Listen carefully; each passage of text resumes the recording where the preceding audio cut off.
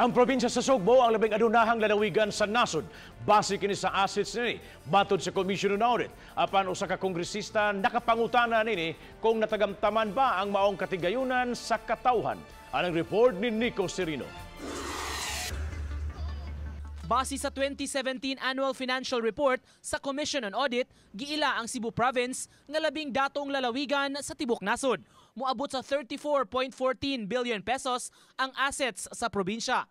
Halos katunga ang diferensya sa assets sa Sugbo sa nagsunod nga mga lalawigan nga Compostela Valley ug Batangas. Kini ang ikaupat nga sunod nga tuig sa deklarasyon sa Sugbo nga number 1. Ang maong resulta, gihangop ni Vice Governor Agnes Magpale. Giklaro noon niya nga ang lalawigan nagmabinantayon gyud sa paggasto sa panudlanan sa probinsya. Bisan sa kadako sa assets sa lalawigan, gihulagway gihapon niya limitado ang resources niini.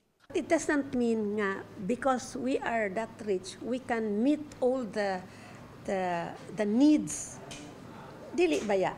I always say unlimited needs versus limited resources. Limited gihapon ang atong resources, only comparatively speaking, we are better off than the other provinces. Apan sa iyang bahin, si 3rd District Congressman Gwen Garcia may komento kabahin sa resulta. Matod niya, hagbay rang labing dato nga probinsya ang Sugbo.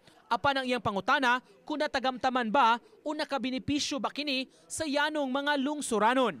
Si Garcia ug Magpale magkaatbang nga magpapili pagka-gobernador sa probinsya sunod tuig.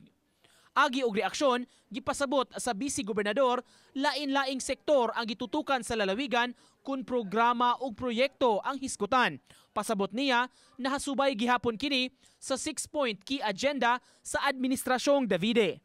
Natagamtam by way of the priorities of the governor. We may not have the almost 1 billion structure that is called CICC, but we have delivered services to the poor.